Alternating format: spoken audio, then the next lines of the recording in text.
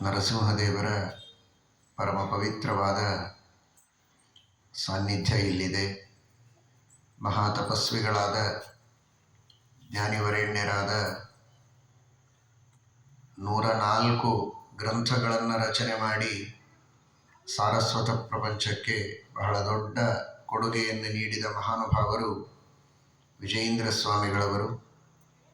ಅಂತಹ ವಿಜಯೇಂದ್ರ ತೀರ್ಥ ಶ್ರೀಪಾದಂಗಳವರಿಂದ ಪೂಜಿತವಾದ ನರಸಿಂಹದೇವರ ನಿತ್ಯ ಪೂಜೆ ವೈಭವದಿಂದ ಇಲ್ಲಿ ನಡೀತಾ ಇದೆ. ಅದು ಎಲ್ಲ ಸಜ್ಜನರಿಗೂ ಮಂಗಲ ಕಲ್ಯಾಣವನ್ನು ಉಂಟು ಮಾಡುವಂತಹ ಒಂದು ಶ್ರೇಷ್ಠವಾದ ಆರಾಧನೆ. ವೆಂಕಟರಮಣ ನರಸಿಂಹ ಎರಡು ಭಗವಂತನ ರೂಪಗಳು. ನೋಡುವುದಕ್ಕೆ ವೆಂಕಟರಮಣ ಬಹಳ ಸೌಮ್ಯ ದೇವರು, ನರಸಿಂಹ ಬಹಳ ಉಗ್ರ ನರಸಿಂಹ ಅಂತ ಪ್ರಸಿದ್ಧಿ. ಅದು ಸತ್ಯವೂ ಹೌದು. ಆದರೆ ವೆಂಕಟರಮಣನೂ ಉಗ್ರ, ನರಸಿಂಹನೂ ಸೌಮ್ಯ ಅನ್ನುವುದನ್ನು ನಾವು ಅರ್ಥ ಮಾಡಿಕೊಳ್ಳಬೇಕು.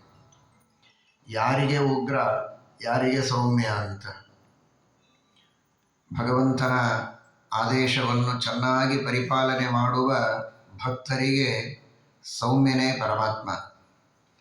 ನರಸಿಂಹದೇವರು ಉಗ್ರರಾಗಿದ್ದಾರೆ ಎನ್ನುವುದು ಸತ್ಯ. ಆದರೆ ಪ್ರಹ್ಲಾದರಾಜರಿಗೆ ಅತ್ಯಂತ ಸೌಮ್ಯವಾದ ದರ್ಶನವನ್ನು ಕೊಟ್ಟು ಪ್ರೀತಿಯಿಂದ ಪ್ರಹ್ಲಾದರಾಜರಿಗೆ ವರ ಕೊಟ್ಟು ತಲೆಯ ಮೇಲೆ ಹಸ್ತ ಇಟ್ಟು ಚಿಕ್ಕ ಮಗುವನ್ನು ಪ್ರೀತಿಯಿಂದ ತಂದೆ ಹೇಗೆ ತೊಡೆಯ ಮೇಲೆ ಕೂಡಿಸಿಕೊಂಡು ರಮಿಸಿ ಬೇಡಿದ ಫಲಗಳನ್ನು ಕೊಡಬೇಕೋ ಅಷ್ಟು ಪ್ರೀತಿಯಿಂದ ಪ್ರಹ್ಲಾದರಾಜರಿಗೆ ಅನುಗ್ರಹ ಮಾಡಿದ್ದು ನರಸಿಂಹದೇವರೇ. ಆಗ ನರಸಿಂಹದೇವರು ತಮ್ಮ ಸೌಮ್ಯ ರೂಪವನ್ನು ತೋರಿಸಿತು. ಹಾಗಾದರೆ ನರಸಿಂಹದೇವರ ಎದುರಿನಲ್ಲಿ ನಾವು ಯಾವ ತರಹದ ವ್ಯಕ್ತಿತ್ವವನ್ನು ಇಟ್ಟುಕೊಂಡು ಮುಂದೆ ಬರ್ತೇವೆ, ಅವರು ಆ ತರಹದ ರೂಪವನ್ನು ತಾಳ್ತಾರೆ. ನಾವು ಹಿರಣ್ಯಕಶಿಪುವಿನ ವ್ಯಕ್ತಿತ್ವವನ್ನು ಇಟ್ಟುಕೊಂಡು ಮುಂದೆ ನಿಂತರೆ ಉಗ್ರವಾಗೇ ಇರೋದು. ಪ್ರಹ್ಲಾದರಾಜರ ವ್ಯಕ್ತಿತ್ವವನ್ನು ಇಟ್ಟುಕೊಂಡು ಮುಂದೆ ಬಂದರೆ ಸೌಮ್ಯವಾಗಿ ನಮಗೆ ದರ್ಶನವನ್ನು ಕೊಟ್ಟು ಅನುಗ್ರಹವನ್ನು ಮಾಡುತ್ತಾರೆ. ಅದರ ಅರ್ಥ ಹಿರಣ್ಯಕಶಿಪು ಸ್ವಾರ್ಥ, ಕೇವಲ ಅಧಿಕಾರದ ಆಶೆ, ರಾಜ್ಯದ ವ್ಯಾಮೋಹ, ಇಷ್ಟು ಮಾತ್ರ ಅಲ್ಲ, ಇನ್ನೊಬ್ಬರ ಸಜ್ಜನರ ಉತ್ಕರ್ಷವನ್ನು ಸಹನೆ ಮಾಡದೆ ಅವರಿಗೆಲ್ಲ ಪೀಡೆಯನ್ನು ಕೊಡುವಂತಹ ಪ್ರವೃತ್ತಿ. ಸಂದೀಪಯತ ವೃಶ್ಚತ ಅಂತ ಅವನು ಕೊಟ್ಟ ಆದೇಶ.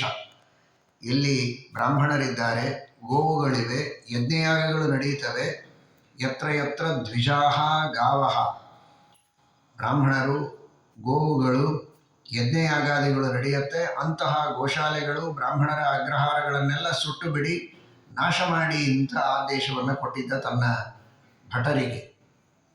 ಅದರ ಪರಿಣಾಮ ನರಸಿಂಹದೇವರ ಉಗ್ರ ರೂಪದಿಂದ ತಾನು ಹತ್ಯೆಯನ್ನು, ಸಂಹಾರವನ್ನು ಹೊಂದುವಂತಹ ಪ್ರಸಂಗ ಅವನಿಗೆ ಬಂತು. ಇಲ್ಲಿರುವ ನರಸಿಂಹದೇವರ ಆ ಮೂರ್ತಿಯಲ್ಲಿ ಹಿರಣ್ಯಕಶಿಪುವಿನ ಹೊಟ್ಟೆಯನ್ನು ಹರದ ಚಿತ್ರವನ್ನು ನಾವು ನೋಡ್ತೇವೆ, ಆ ದೃಶ್ಯವನ್ನು ಕಾಣ್ತೇವೆ. ಹಾಗೆ ಭಗವಂತ ಯಾರು ಇನ್ನೊಬ್ಬರಿಗೆ ಪೀಡೆಯನ್ನು ಕೊಟ್ಟು, ಸಜ್ಜನರಿಗೆ ಉಪದ್ರವವನ್ನು ಕೊಟ್ಟು, ಸ್ವಾರ್ಥಪರರಾಗಿ ಜೀವನವನ್ನು ಮಾಡುತ್ತಾರೆ, ಅಂಥವರಿಗೆ ಶಿಕ್ಷೆಯನ್ನು ಕೊಡುತ್ತೇನೆ ಎನ್ನುವುದನ್ನು ತೋರಿಸ್ತಾನೆ. ಅದಕ್ಕೆ ಪೂರ್ಣ ವಿಪರೀತ ಪ್ರಹ್ಲಾದರಾಜರು. ಕಾಮಾನಾಂ ಹೃದಯ ಸಂರೋಹಂ ಭವತಸ್ತು ವೃಣೇ ವರಂ ಅಂತ. ನಿನಗೇನು ಬೇಕೋ ವರ ಕೇಳು ಅಂದರೆ ಯಾವ ವರವನ್ನು ನಿನಗೆ ಕೇಳಬಾರದು ಅನ್ನೋ ಬುದ್ಧಿಯನ್ನು ಕೊಡು ಅಂತ ಕೇಳಿದವರು ಪ್ರಹ್ಲಾದರಾಜರು. ಅಷ್ಟು ನಿಷ್ಕಾಮವಾದ ಭಕ್ತಿಯನ್ನು ಮಾಡಿದರು. ನಿನ್ನ ದಾಸ್ಯ ಒಂದೇ ಬೇಕು ಅಂತ ಕೇಳಿದವರು. ಯಸ್ಮಾತ್ ಪ್ರಿಯ ಪ್ರಿಯ ವಿಯೋಗ ಸುಯೋಗ ಜನ್ಮ ಶೋಕಾಗ್ನಿನಾ ಸಕಲಯೋನಿಷು ದಹ್ಯಮಾನಃ ದುಃಖೌಷಧಂ ತದಪಿ ದುಃಖಮತದ್ಧಿಯಾಹಂ ಭೂಮನ್ ಭ್ರಮಾಮಿ ವದ ಮೇ ತವ ದಾಸ್ಯ ಯೋಗಂ. ಪ್ರಹ್ಲಾದರಾಜರು ನರಸಿಂಹದೇವರಿಗೆ ಕೇಳಿದ ವರ ಇದು.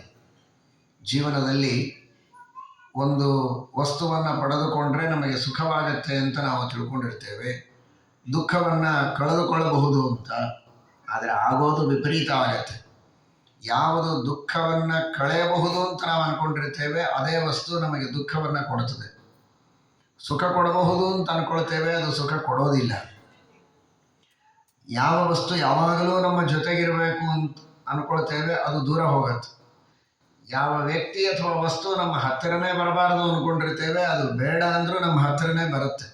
ಯಸ್ಮಾತ್ ಪ್ರಿಯ ಪ್ರಿಯ ವಿಯೋಗ ಸುಯೋಗ ಜನ್ಮ. ಪ್ರಿಯ ವಿಯೋಗ, ಅಪ್ರಿಯ ಸುಯೋಗ. ಬೇಕಾದದ್ದು ದೂರ, ಬೇಡಾದದ್ದು ಹತ್ತಿರ ಆಗುವ ಪ್ರಸಂಗ ಬರ್ತದೆ. ಈ ತರಹದ ಸಂಸಾರದ ಒಂದು ದೊಡ್ಡ ಅರಣ್ಯದಲ್ಲಿ ಒದ್ದಾಡುವ ನನಗೆ ಏನಾದರೊಂದು ಉಪಾಯ ಇದ್ದರೆ ಅದು ನಿನ್ನ ದಾಸ್ಯ. ನರಸಿಂಹದೇವರಿಗೆ ನಾವು ದಾಸರಾಗಿ ನೀನೇ ಶರಣು ಅಂತ ಶರಣಾಗತರಾದರೆ ಈ ಎಲ್ಲ ಆಪತ್ತುಗಳಿಂದ ನರಸಿಂಹದೇವರು ನಮ್ಮನ್ನು ಉದ್ಧಾರ ಮಾಡಿ ಯಾವುದು ನಿಜವಾಗಿ ನಮಗೆ ಹಿತ ಅದನ್ನು ತೋರಿಸಿ ಆ ದಾರಿಯನ್ನು ತೋರಿಸ್ತಾರೆ. ಬ್ರಹ್ಮದೇವರು ಪರಮಾತ್ಮನಿಗೆ ಪ್ರಾರ್ಥನೆ ಮಾಡಿದ್ದುಂಟು. ಕ್ವಾಹಮತ್ಯಂತ ದುರ್ಬುದ್ಧಿ ಕೊನುಚಾತ್ಮಹಿತೇಕ್ಷಣಂ ಯದ್ಧಿತಂ ಮಮ ದೇವೇಶ ತದಾಜ್ಞಾಪಯ ಮಾಧವ. ನಾನು ಅಜ್ಞಾನಿ, ಯಾವುದು ಹಿತ ಅಂತ ನನಗೆ ಗೊತ್ತಿಲ್ಲ. ನೋಡುವುದಕ್ಕೆ ಚೆನ್ನಾಗಿ ಕಂಡ್ರೆ ಬೇಕು ಅಂತ ಬಯಸ್ತೇನೆ, ಆದರೆ ಅದರಿಂದ ನನಗೆ ಹಿತವಾಗತ್ತಾ ಅಹಿತವಾಗ್ತದಾ ಇದು ನನಗೆ ಗೊತ್ತಿಲ್ಲ. ಅದನ್ನು ನನಗೆ ಚೆನ್ನಾಗಿ ತಿಳಿಸಿಕೊಟ್ಟು ಸನ್ಮಾರ್ಗದಲ್ಲಿ ನಡೆಯುವಂತೆ ಮಾಡು ಅಂತ ಬ್ರಹ್ಮದೇವರು ಪರಮಾತ್ಮನಿಗೆ ಪ್ರಾರ್ಥನೆ ಮಾಡಿದ್ದುಂಟು. ಆ ರೀತಿಯಲ್ಲಿ ನಾವು ಭಗವಂತನಿಗೆ ಶರಣು ಹೋಗಿ ಪರಮಾತ್ಮನಲ್ಲಿ ಪ್ರಾರ್ಥನೆಯನ್ನು ಮಾಡಿ ಜೀವನದಲ್ಲಿ ಧರ್ಮ ಮಾರ್ಗದಲ್ಲಿರುವಂತೆ, ಜ್ಞಾನ ಮಾರ್ಗದಲ್ಲಿರುವಂತೆ, ಇನ್ನೊಬ್ಬರಿಗೆ ಉಪದ್ರವ ಕೊಡದಂತೆ, ದೇವರ ಸಜ್ಜನರ ಸೇವೆಯನ್ನು ಮಾಡಿ ಶಕ್ತಿ ಇದ್ದಷ್ಟು ಪರೋಪಕಾರವನ್ನು ಮಾಡಿ ಸಜ್ಜನರಲ್ಲಿ ಭಗವಂತನನ್ನು ಕಾಣುವಂತೆ ನರಸಿಂಹದೇವರು, ವೆಂಕಟರಮಣ ದೇವರು ಅನುಗ್ರಹವನ್ನು ಮಾಡಲಿ. ನಮ್ಮ ಉಪಾಸ್ಯ ಮೂರ್ತಿಗಳಾದ ಶ್ರೀಮನ್ ಮೂಲ ಸೀತಾ ಸಮೇತ ಮೂಲರಾಮ ದಿಗ್ವಿಜಯರಾಮ ವೇದವ್ಯಾಸ ದೇವರು ಎಲ್ಲರಿಗೆ ವಿಶೇಷವಾಗಿ ಅನುಗ್ರಹವನ್ನು ಮಾಡಲಿ. ಇದೀಗ ತಿಳಿಸಿದಂತೆ ಕಾಶಿ ಮಠಕ್ಕೂ ಉತ್ತರಾದಿ ಮಠಕ್ಕೂ ಬಹಳ ಮೊದಲಿನಿಂದ ಸಂಬಂಧ ಇದೆ. ರಾಘವೇಂದ್ರ ತೀರ್ಥರು ಕಾಶಿಯಲ್ಲಿ ಇದ್ದಾಗ ನಮ್ಮ ಈ ಪೀಠದ ಪರಂಪರೆಯ ಸತ್ಯಾಭಿನವ ತೀರ್ಥರು ಅಂತ ಅವರು ಕಾಶಿಗೆ ದಿಗ್ವಿಜಯ ಮಾಡಿದಾಗ ಅಲ್ಲಿಯ ಪರಿಸ್ಥಿತಿಗಳು ಆಗಿನ ಕಾಲದಲ್ಲಿ ಅನುಕೂಲ ಇರಲಿಲ್ಲ. ಅನ್ಯ ಧರ್ಮೀಯರ ಆಕ್ರಮಣ ಇರುವಂತಹ ಕಾಲ. ಕಾಶಿಗೆ ಪ್ರವಾಸ ಮಾಡೋದೇ ಬಹಳ ಕಷ್ಟ ಇತ್ತು. ಹೇಗೋ ಕಷ್ಟಪಟ್ಟು ಪ್ರವಾಸ ಮಾಡಿ ಕಾಶಿಯವರೆಗೆ ಹೋದ ಮೇಲೆ ಅಲ್ಲಿಯ ತೀರ್ಥ ಸ್ನಾನ, ದೇವರ ದರ್ಶನ ಎಲ್ಲ ಕಾರ್ಯಗಳನ್ನು ಮಾಡುವುದಕ್ಕೆ ಅನೇಕ ವಿಘ್ನಗಳಿದ್ದರೆ ರಾಘವೇಂದ್ರ ತೀರ್ಥರು ತಾವು ಸ್ವತಃ ನಿಂತುಕೊಂಡು ಸತ್ಯಾಭಿನವ ತೀರ್ಥರಿಗೆ ಯಾವ ರೀತಿಯ ಆತಂಕ ಆಗದೇ ಇದ್ದಂತೆ ಎಲ್ಲ ವ್ಯವಸ್ಥೆಗಳನ್ನು ಮಾಡಿ ಬಹಳ ವಿಶೇಷವಾಗಿ ಅನುಕೂಲ ಮಾಡಿಕೊಟ್ಟದ್ದು ಅವರ ಚರಿತ್ರೆಯಲ್ಲಿ ಬರ್ತದೆ. ಸತ್ಯಾಭಿನವರ ಕಾಲದಲ್ಲಿ ಸತ್ಯಾಭಿನವ ತೀರ್ಥರಿಂದ ತಾಮ್ರ ಶಾಸನವು ಕೂಡ ಕಾಶಿ ಮಠಕ್ಕೆ ಆ ಸಂದರ್ಭದಲ್ಲಿ ಮುದ್ರಾಧಾರಣೆಯ ವಿಷಯದಲ್ಲಿ ಕೊಟ್ಟದ್ದು ಇವತ್ತಿಗೂ ಕೊಚ್ಚಿಯಲ್ಲಿ ಇದು ಇದೆ ಅಂತ ಇತಿಹಾಸದಲ್ಲಿ ನಾವು ಕೇಳ್ತೇವೆ. ಆ ತರಹದ ಒಂದು ಅನ್ಯೋನ್ಯವಾದ ಸಂಬಂಧ ಮೊದಲಿನಿಂದಲೂ ನಡೆದು ಬಂದದ್ದು. ಅದೇ ರೀತಿ ಇವತ್ತಿಗೂ ಅದು ಮುಂದುವರೆದಿದೆ. ನೀವೆಲ್ಲ ಬಹಳ ಭಕ್ತಿ ಶ್ರದ್ಧೆಗಳಿಂದ ಇಲ್ಲಿ ಪೂಜೆಯನ್ನು ಮಾಡ್ತೀರಿ. ವ್ಯವಸ್ಥೆಯನ್ನು, ಅನ್ನದಾನ ಹಾಗೂ ಎಳನೀರಿನ ಅಭಿಷೇಕ ಇದೆಲ್ಲದರ ಬಗ್ಗೆ ನಮಗೆ ಇದೀಗ ವಾದರಾಜಾಚಾರ್ಯರು ತಿಳಿಸಿದರು. ಅದೆಲ್ಲ ಬಹಳ ವಿಶೇಷವಾಗಿ ಇಡೀ ದೇಶಕ್ಕೆ ಮಂಗಲ, ಕಲ್ಯಾಣ ಆಗುವಂತಹ ಕಾರ್ಯ. ಎಲ್ಲ ಭಕ್ತರಿಗೆ ಕ್ಷೇಮ ಆಗಲಿ, ಮಂಗಲ ಆಗಲಿ.